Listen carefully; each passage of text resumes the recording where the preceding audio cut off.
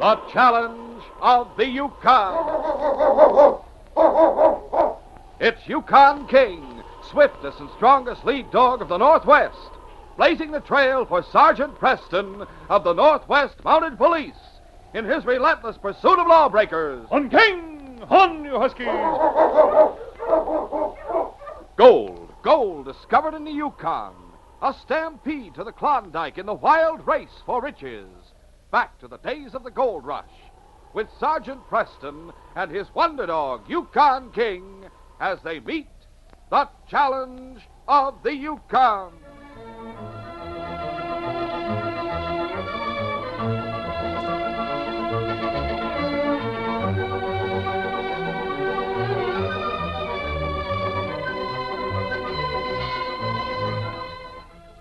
Red Manson had been an outlaw leader in Texas back in the States. When the law broke up his gang, he escaped to San Francisco. There he heard about the gold strike in the Yukon Territory. Red took passage to Dawson City, hoping to accumulate riches in a hurry. But when he arrived there and discovered that to find gold, he'd have to put in hours of hard work, Red decided against it. He drifted southward to Selkirk. There he met others hoping to find easy money. He met with 4 such men in his room at the Selkirk Hotel one night. Red did most of the talking. Fellas, there's plenty of gold and cash to be had up here just for the taking. There's no use breaking your back digging for it, to my way of thinking. Yeah, you're right. You're Red. When I was in the Southwest Territory down in the States, I had a gang. We made plenty. Well, if you made so much, Red, why did you come up here to the Yukon Territory? Yeah, that's what I'd like to know. Why'd you give up your gang down in the States? Oh, don't be a couple of dopes. My gang was broken up by a sheriff and a posse. I escaped. I headed for Frisco. I didn't dare go back into the Southwest Territory because they put a price on my head. Yeah, what happened to all the cash you collected when you had the gang? Some of it I managed to take with me, but most of it was taken by the posse when they made the raid on our hideout. Lucky for me, I'd left camp and gone to a nearby town. I was coming back when I heard the shooting. Sure were lucky, Red. Yeah, but I wasn't lucky in Frisco. Lost a lot of my cash there. Couldn't make the right connection to get another gang going. Well, anyway, I heard the talk about the big gold rush up this way, and I decided that this was where I'd make a fresh start. Took what cash I had left and bought a passage to Dawson. I suppose you thought you'd find gold lying in the streets, huh, Red? That's about the way I figured it'd be. Yeah, when I got to Dawson, I had to look around to find a street almost. Yeah, when I got here, men were camping right in Main Street of Dawson City in tents. Man alive, what a mess. Well, anyway, that pick and shovel way of trying to get gold isn't in my line. No, mine neither. Yeah, that's the way I feel. Well, then, like I said before, the cash and gold is to be had just for the taking. If we get together and take it. Look, I'm going to form a new gang. If you want to be part of it, all right. I was fair and square with my old gang. We split everything we got equally. Yeah. You mean if we work for you as a gang, you'll plan jobs and give us the same as you get? That's right. But you got to do just as I tell you, or we'll forget the whole thing. Yeah. That's all right with me, Red. Yeah, Red. Count me in, too. Good. What about you other 2 men? I'll go along with you, Red. And it's settled. Now, listen. I staked a claim up on Otter Creek just as a blind. There's a deserted cabin that some trapper had up there on the claim. We'll fix it up and use it for a meeting place in the hideout.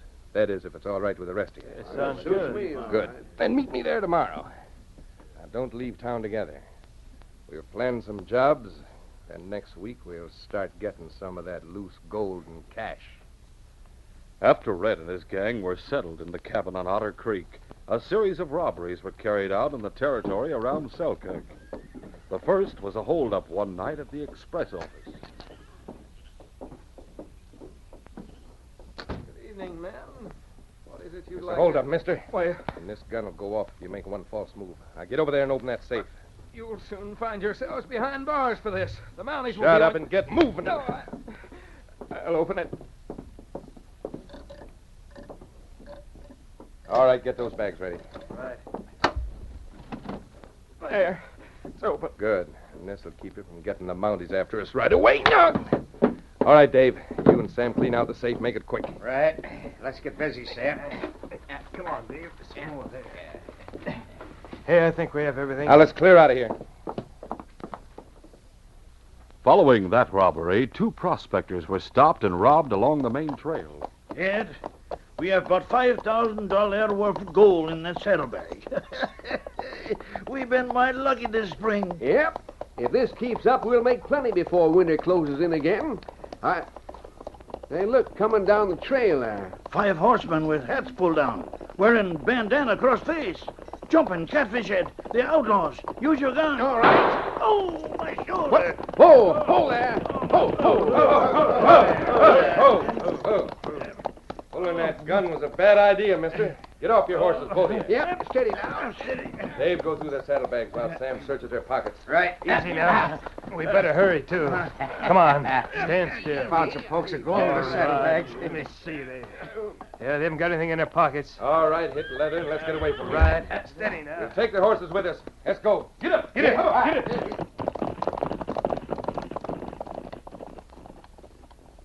The Manson gang's most recent crime was the most daring and caused much more excitement than the other 2. Dave and Sam boarded the boat, the Yukon Belle, at a point not far from Selkirk.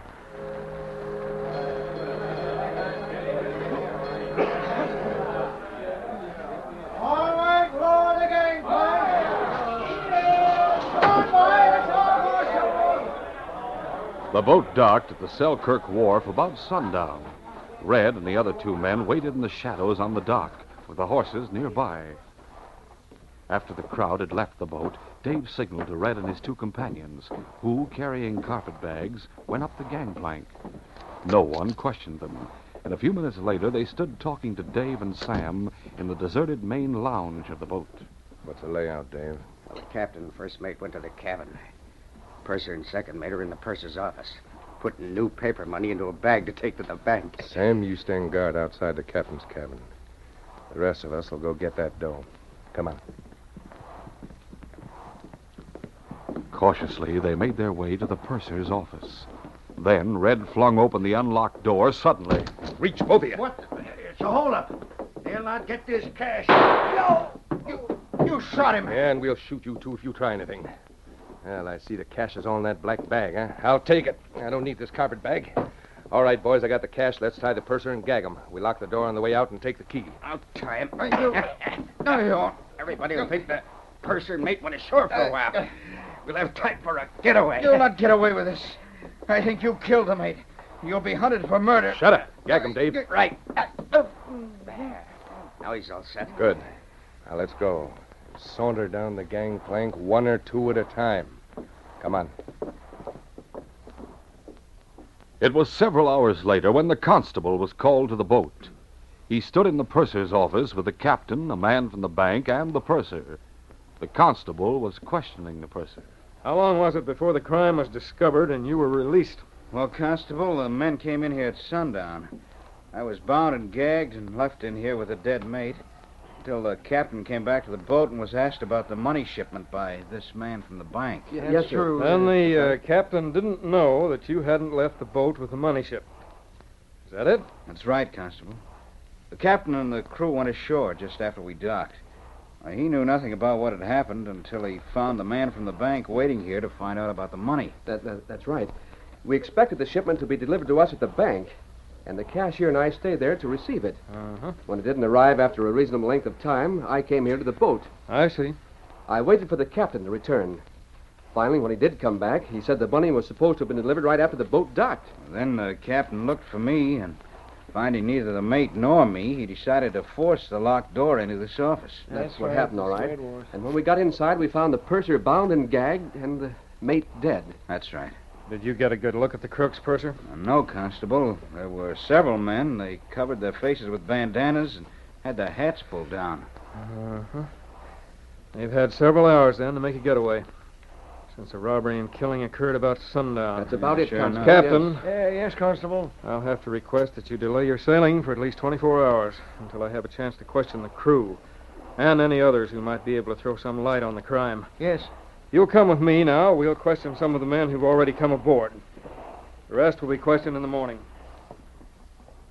The following afternoon, Sergeant Preston arrived in Selkirk and drew rein in front of the constable's office. Go, Maggie. Oh, boy. Steve. Come along, King.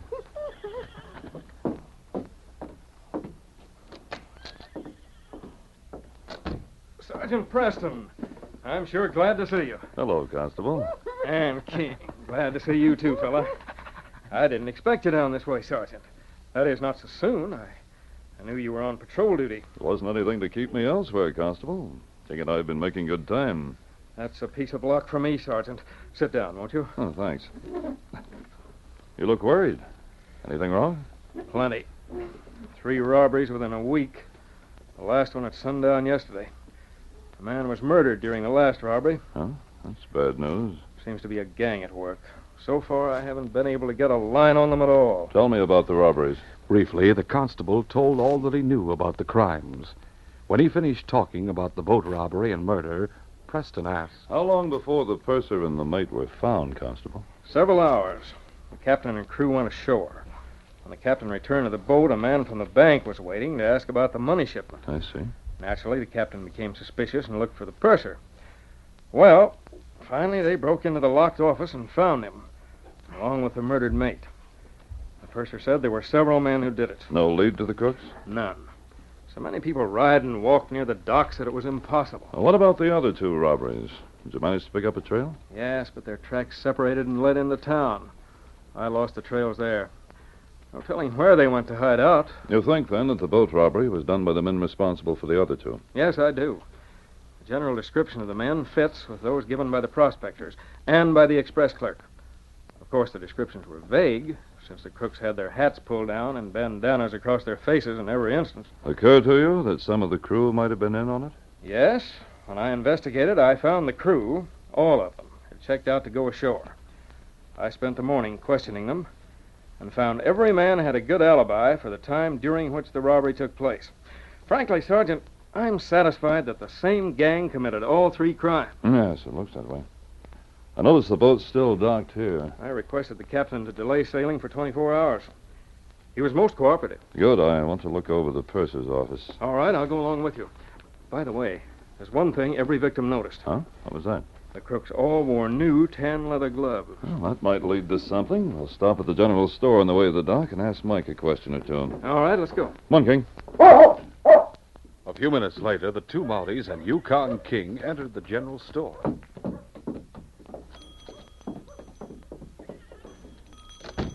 Well, look who's here. Haven't seen you and King around here for some time, Sergeant. King and I have been north on patrol, Mike. Oh. Say, I suppose the constable told you about the murder and robbery on the boat, huh? Yes, I did, Mike. Sergeant King came at just the right time. Mike, do you have some new tan leather gloves in stock? Sure do. Got some mighty fine cowhide gloves that came in last week. They're light on the hands and fine for holding reins. Sold many of them? Uh-huh. Sold about 2 dozen within 2 days after they came in, maybe more. Oh. Well, that broadens the field to 24 men, Constable. Yes. You'll have to forget about the gloves. Sure, and just what does that mean, Sergeant? The members of the outlaw gang wore new tan leather gloves, Mike, and they must have bought them here. Oh, great saints. You mean them killers were actually here in my store, then? Yes, that's the way it looks. Oh, glory be. I might have been killed, no less. Sure, and every time I see anyone coming in wearing them gloves, I'll shiver in me boots like as not. Don't worry, Mike. I've an idea the killers are not likely to stay around town this time. They'll know they're wanted for murder. Let's go to the boat now, Constable. See you again, Mike. So long, Mike. Goodbye. Goodbye. Sergeant Preston and the constable left the store and went to the boat. After interviewing the captain and purser, they went to look over the purser's office. Come right in, sir. Thanks. One, King. Every time I come in here, I get the shakes since that holdup. I understand how you feel. I suppose people have been coming in and out of here continually since the killing. Well, no one's allowed in here ordinarily. But crew members removed the body of the mate. Some of the other members of the crew came in to look around out of curiosity. I see. The constable told me you'd been gagged. What happened to the handkerchief they used? I have it. It was my own. One of the crooks took it from my pocket. Oh, I was hoping he used his own. What difference would that have made, Sergeant? King could have taken the scent from it. Oh, yes, I forgot about that. Too bad it didn't belong to one of the crooks, then. Without something personal, it would carry the scent of one of them. King has nothing to go on. Too many others have confused the scents they left. What's our next move, Sergeant? We'll go back to the office, try to figure something out. Oh, incidentally, Purser, if you think of anything unusual about those men, let us know right away. Of course, sir. I can't forget that they killed the first mate and got away with $20,000 in new bills that I was responsible for. We'll do everything in our power to find them and get that money back. They'll hang for killing the mate. Let's go, Constable. All right. Come on, boy. Let's go. That afternoon, in the cabin on Otter Creek, Red, Dave, and the two other outlaws waited for Sam, who had gone into town. When Sam finally returned, they were interested to learn what he'd found out. How they taking it in town, Sam? I bet we caused a big commotion. Hmm? Yeah, we sure did, Red. By the way, that first mate was killed when you shot him, Red. Killed? Hey, that means we'll be hunted for murder. Yeah, Dave's right. All right, what of it? They got no way to connect us with that killing. In the meantime, we got $20,000 in cash. That's $4,000 apiece when we split it. Sure. But I still think you shouldn't have been so hasty with that gun. Listen, you dope. Did you want me to take his bullet? All of you know it was him or me. Sure, but you didn't have to kill him, Red. Well, I did, so what? Stop yapping about what can't be helped. We'll lay low for a while, then we'll head south of Whitehorse and grab some more easy dough. When things quiet down. Well, if you ask me, I think we better head that way now. I saw Sergeant Preston riding into town a while ago. Holy mackerel. He's one hombre we have reason to worry about. Yeah, I heard about Preston when I was in Dawson City. In fact, I saw him a few times there. They say he doesn't give up easy, especially on a murder case. He had a big dog with him. I've heard plenty about that mutt. Yeah. That dog has a way of picking up a trail even when it's covered with snow. Maybe, but I'm not stupid, Dave. I know that mutt has to have something to go on. He has to be familiar with the scent before he can follow it. Yeah, I know that. Well, how's he going to pick up our scent out of all the others on the boat? Tell me that. You got something Yeah, there. they'll never figure that. Lots of people walk the docks and plenty ride around town on horseback. I say stop worrying. Forget the Mountie and the dog. We got enough grub for a week here. By that time, Preston will be gone. I'll make some coffee and we'll start a game of cards. That's a good idea, Red. After they returned to the constable's office, Sergeant Preston and the constable talked over the situation. Sergeant, it looks to me as if we're stumped.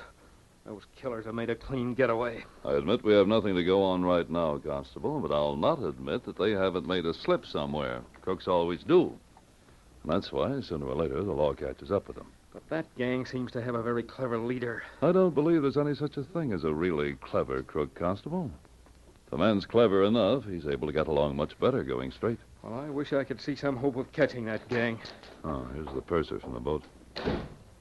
Sergeant, I brought this carpetbag over. I found it under the desk in my office on the boat. I noticed it in your office. Isn't it yours, purser? No, sir. The crook who shot the mate tossed it under my desk when he picked up the money bag. I noticed, too, the others were carrying carpetbags, too. Oh, must have carried them when they came aboard to avoid suspicion. Constable, maybe this is the slip that crooks usually make. I'll open the bag. I looked inside, sir. The bag's empty. Something in one of the little side pockets. Here it is. Nothing but an old sock. This old sock may turn into a noose for the man who carried this bag and for his companions. Sergeant, you mean that sock will give you something to go on? Decidedly. King will get the man sent from this. But so many other people have been around that office and both... In spite of that, King will be able to pick up this man's scent. Let's get back to the boat. Come on, King. Leaving the purser to follow on foot, Sergeant Preston and the constable mounted their horses and rode to the dock. They went aboard the Yukon Belle and entered the purser's office with the key which the purser had given to them. This I must see. King won't let us down, will you, fella? Taking the sock which had been found in Red Manson's carpet bag, Sergeant Preston held it out to the intelligent dog King and spoke. Find him, King. Fine boy. King stood a moment catching the scent, and then he sniffed about the cabin, and finally raised his head to signal his master that he had found it. King's picked up the scent. All right, boy. Follow the trail. Find him. Come on, Constable. If I'm not mistaken, another crook's going to find out that crime does not pay. The two Mounties followed King down the gangplank and into the shadows of a nearby shed, where Red and the others had left their horses. Hoof marks. Here's where they mounted and headed back into town. Yes, but will King be able to follow the scent through town? So many have ridden the streets since. It's been proven that a well-trained dog with a keen sense of smell is able to pick up the scent even under those circumstances, Constable. We'll get our horses and come back here, and then we'll get on the trail of that gang. Wait here, King. As the two Mounties followed King through town, their progress was slow because of the maze of scents from which the dog had to pick up the one he was trailing. Finally, at the edge of town, King stopped and barked excitedly. Blackie, who? Well, Constable, King's trying to tell us the scent is stronger here. But I see the hoof marks of only one horse. I know. The cook's probably scattered and left town separately. I'm sure this trail will lead us to the others. All right, King, find him. Get going, boy. Get up, Blackie. Get up. For a while, King led the two Mounties along the main north trail. And then he followed a trail which branched off to the left. As they rode, Preston said, This branch trail goes along Otter Creek. Know anyone prospecting up this way, Constable? No, I don't, Sergeant. As a matter of fact, I thought the few claims up here had been abandoned long ago. Oh, that makes sense. The cooks could use one of those abandoned cabins as a hideout. That's right. We'll have to move carefully. From what we've learned, there are 4 or 5 in that gang, and they're killers. We're going against big odds, Sergeant. 2 against 5. 3 against 5, Constable. Don't forget King. If we're able to catch them by surprise, we ought to be able to handle things. I'm willing to try, since you are. Good. When we sight the first cabin, we'll stop. Get up, Blackie. Get up. Come on now. Before long, King left the branch trail and turned along a path which went over a low hill. Preston called the dog as the two Mounties halted. Who, Blackie, who? King, come here, boy. Constable, if I remember correctly, there's a deserted trapper's cabin on the other side of that hill near the creek. That's right, there is, Sergeant. That may be where the crooks are hiding out. Yes, that's what I think. The pines and the brush grow quite close to that cabin from the sides and back, unless somebody's cleared the land since I saw it. It's still the same. I stopped there when I made my rounds this spring. That's a break for us. We'll leave our horses ground hitched right here. Steady. Steady. Then what? We'll circle around and come up to the cabin through the woods on either side. I'll take King with me. Seems to me there's only one window to that cabin. That's right, there is. It's on the left side. That's the side King and I'll cover, then. Let's go and be careful. I'll be careful. Come along, King. Be quiet, boy. Cautiously, the two Mounties approached the cabin from either side. Sergeant Preston and King made their way unnoticed to the cabin where the Mountie crouched under the window with drawn gun.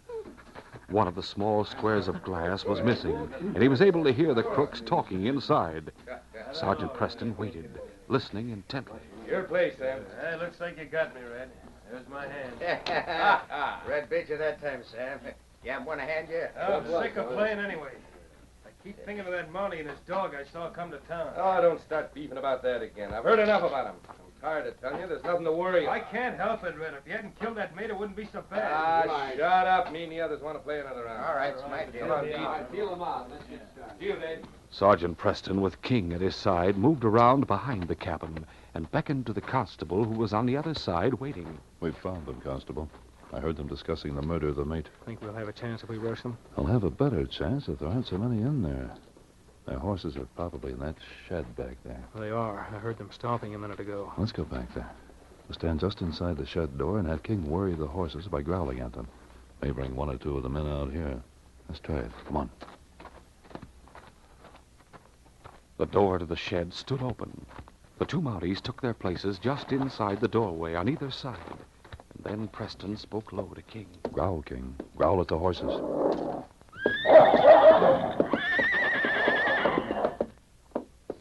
Inside the cabin, Red was about to deal the cards when he stopped and listened. Hey, something's bothering the horses out in the shed. They're setting up a rumpus. Yeah, I hear.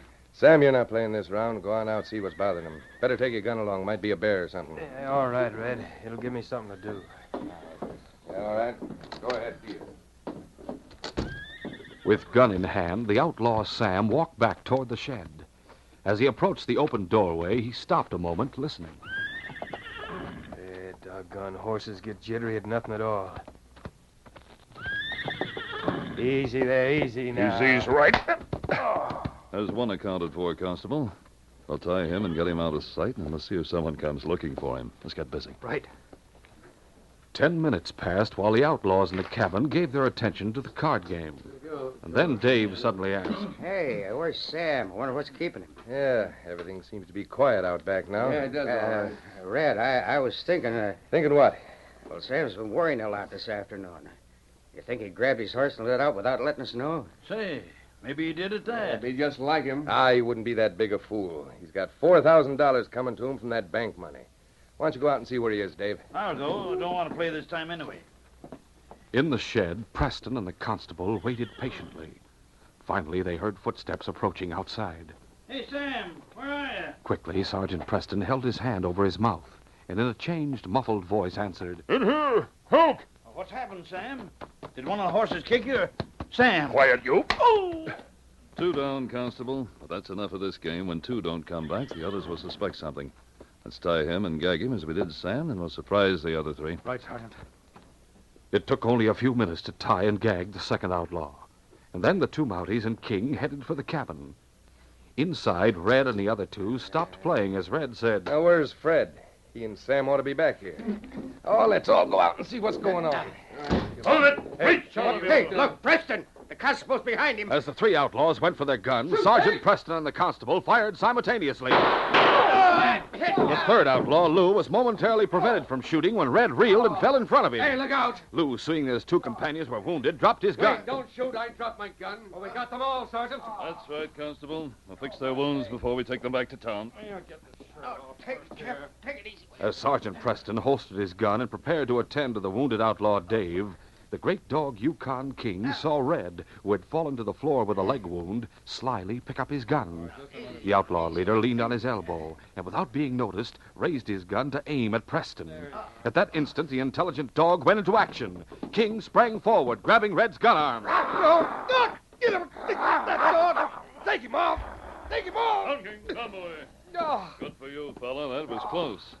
Well, Constable, this time we have them all. All right, you men. You're all under arrest in the name of the Crown for murder. Oh, no. Red's the one who killed the mate. I never killed anyone. You'll all hang. We'll bind your wounds, then get you to jail as soon as possible. Your 3rd strike, robbing the boat, will be your last. This case is closed.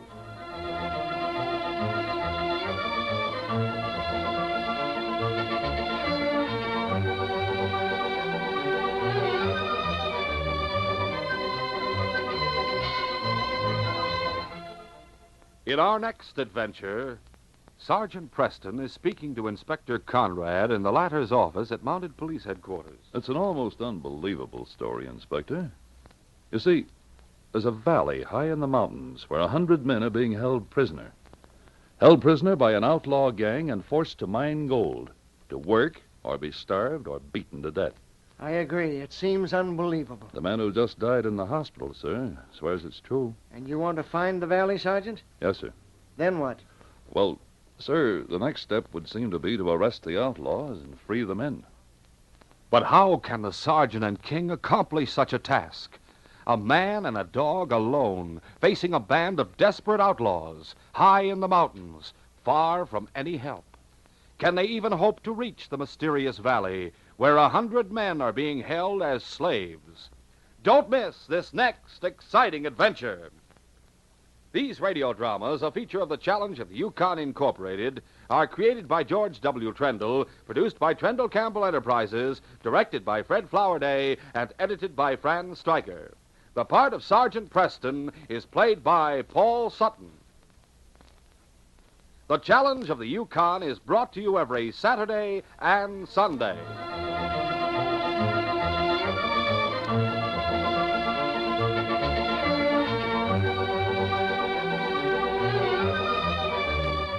This is J. Michael wishing you goodbye and good luck until our next adventure. This is the Mutual Broadcasting System.